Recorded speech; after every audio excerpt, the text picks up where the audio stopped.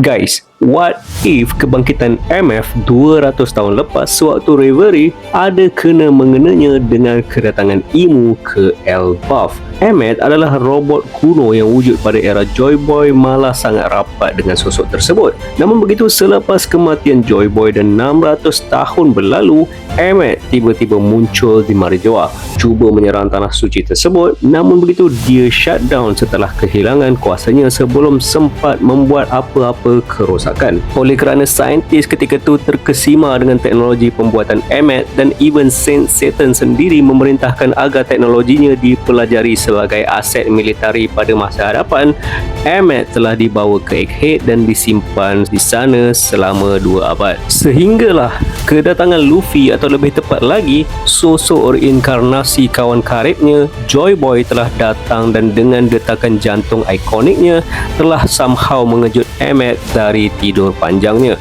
Emmet tidak bangun dengan masa yang terhad seperti 200 tahun lepas, tetapi Emmet malah all out sepak terajang Gorosei sampaikan dia jugalah yang hantar 5 tua ni balik ke base.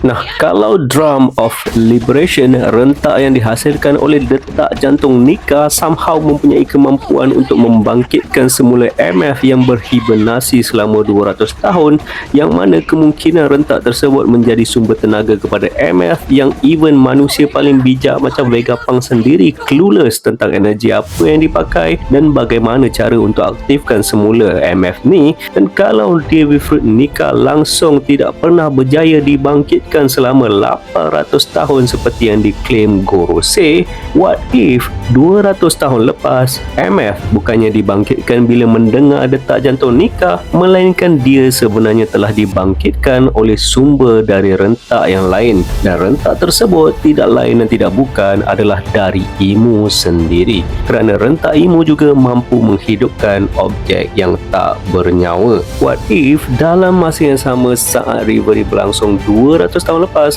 rentak Emu somehow membuatkan MF terjaga namun memberontak setelah mendapati bukan Joy Boy yang membangkitkan dia. Dalam chapter terbaru, chapter 1180, satu lagi teknik Emu telah diperkenalkan, Omen. Seperti maksudnya iaitu petanda, teknik ini agak mirip kepada teknik Devil Fruit Bonnie, Distorted Future, yang mana ia mampu memberi petanda baik maupun buruk kepada targetnya. Kepada Zoro dan Hydroden, ia menjadi petanda buruk dan mencederakan mereka, sedangkan kepada Somers dan Killingham, Omen menjadi petanda baik dengan memulihkan dan memberikan buff kepada mereka. Tapi apa yang menarik minat aku adalah apabila Emu menggunakan Omen kepada Somers dan Killingham tanpa menyebut nama teknik tersebut, mereka sendiri somehow tahu nama dan fungsi Omen dan sangat teruja apabila menerima teknik tersebut. Seolah-olah Emu pernah menggunakan teknik ini di depan mata mereka sebelumnya.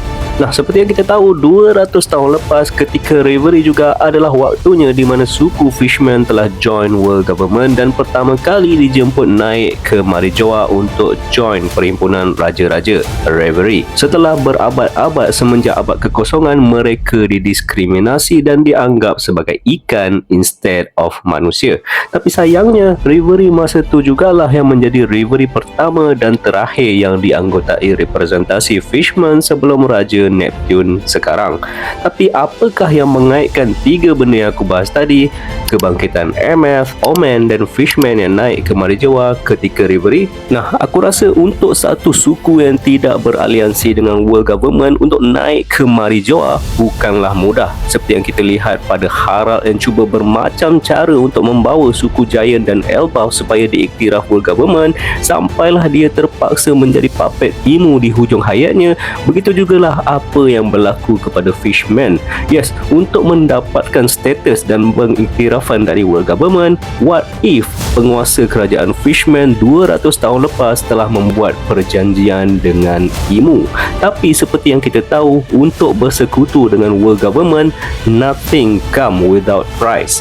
Yes, membuat perjanjian dengan Emu adalah sama seperti membuat perjanjian dengan syaitan tu sendiri. What if perkara yang sama berlaku berlaku kepada Harald telah berlaku kepada penguasa Fishman tersebut, di mana dia telah mengikat deep contract kepada Emu dan dilantik menjadi salah seorang Holy Knight. Yes, tak mustahil untuk seorang Fishman menjadi Holy Knight kerana Harald, seorang giant, juga pernah diundang menjadi Holy Knight. Malah dalam peristiwa God Valley, ada seorang yang macam Yeti pun boleh jadi Holy Knight. Lebih-lebih lagi, sama seperti Harald yang ingin dipergunakan Emu dari segi militari kerana suku giant dianggap sebagai askar terkuat, suku Fishman yang mewarisi salah satu ancient weapon, Poseidon, juga boleh dilihat membawa kepentingan yang sama.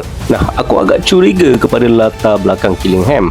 Gigi taring dia tidak menunjukkan kalau dia ni suku manusia yang normal. What if dia juga mempunyai darah kacukan dari Fishman apabila penguasa Fishman 200 tahun lepas telah diserap ke dalam keluarga Limosif, sama seperti Gunko telah diserap ke dalam keluarga Manmeyer.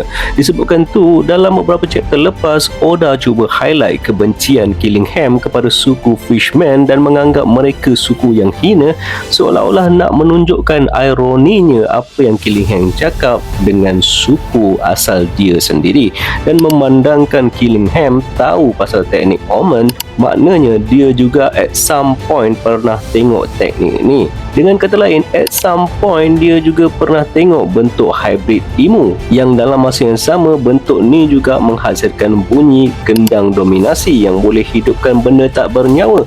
Dan boom, ini barulah bawa kita semula kepada kebangkitan MF yang aku bahas tadi. Jadi apa pendapat korang? Kalau korang ada teori yang menarik atau ingin kongsikan sesuatu, jangan malu-malu untuk like, komen dan subscribe video dan channel ni.